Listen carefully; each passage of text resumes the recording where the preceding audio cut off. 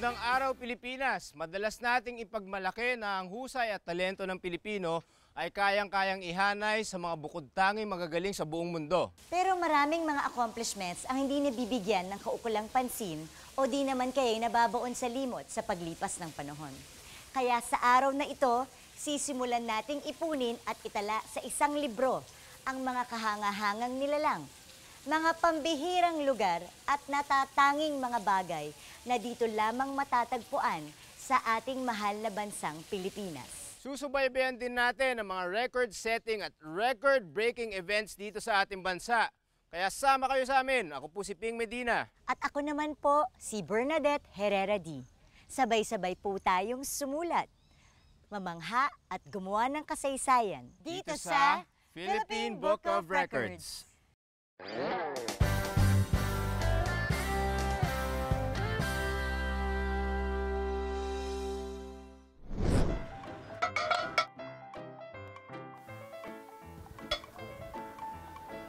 Aba, tumbang preso ha, BH? O, diba? Marunong ka ba niyan? Oo naman. Sali ako dyan. Sali ka. Sali ako Nasa ng dyan. tsinelas mo? Sigurado ka ha? Yun ang tanong mo, nasa ng sinelas mo? Paano ka ba preso walang tsinelas? Eto oh. Wow! Yan ba yung giant tsinelas na pinag-uusapan? Ha?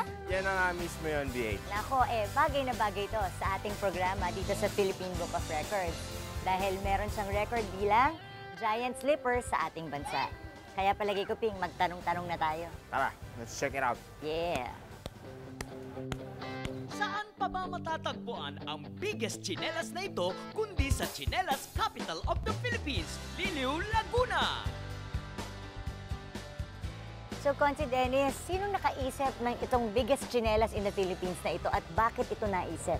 Opo, si Mayor Sulibit po, yung tatay ng ating mayor ngayon. Naisip niya ko kasi pag pumunta dito sa Liliu, since ang chinelas talaga ang industriya namin, gusto niyang maitatak sa isip ng mga pumupunta rito na yung chinelas ang industriya. So, saang materials po ba gawa yan? Kung mapapansin niyo po yung loob nun, tis-tis po yun galing sa coconut tree. Yun talaga yung main gusto naming ipakita dyan kasi yun talaga yung pinagmulan ng tsinelas ng Liliu, kaya siya matibay. Yung mismong tistis, siguro mga 2 tao po yung nagtahi nun. Mga 2 sako ng tistis yung ginamit namin dyan, madami po yun. Can you imagine, isa lang po yun halos sa kada isang puno. So nabanggit ko po yung materials, mga 2 sako yung ginamit. Mga ilang pares kaya ng sinelas ang magagawa doon? More or less po, mga 135 pairs. Pero curious ako, paano nagsimula ang tsinelas sa Liliu? Storya na lang din po yun. Ang alam ho namin, talaga nag-start yun kay Nicasio Pisueña, post-war, 1940s. Naisip niya yung tsinelas na gawing negosyo niya. So, nung ginagawa niya yan, binibenta niya sa mga katabing bayan. Doon ho nakilala ang Liliu kasi ginamit nga niya yung tistis, hindi siya masira-sira. So, nagkaroon siya ng, kung tawagin namin dito, pamagat, di masira. Kailan niyo ito ginawa? 2009. Sir, asan na po yung kapares niya? Ano ba? Ginawa niyo pang bangka?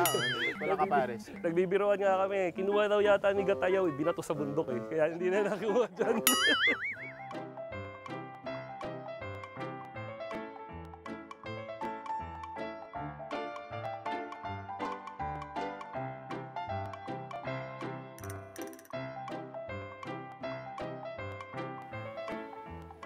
Nay, excuse me po.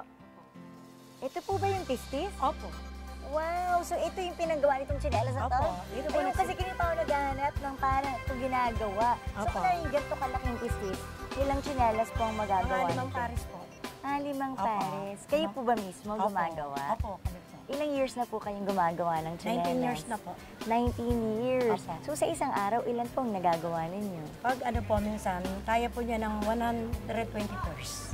120 pairs sa Opo. isang araw, isang tao. Opo, opo. Nay, thank you At least nakakita ako ng tistis. Dahil ito po talaga yung hinahanap namin. Sana marami pang mga ganito. Dahil talaga, sabi nila, ito yung hindi nasisira Libre po talaga. talaga. Kasi kahit anong gawin ko, hindi ko nga magano. Ito po tumatagal talaga.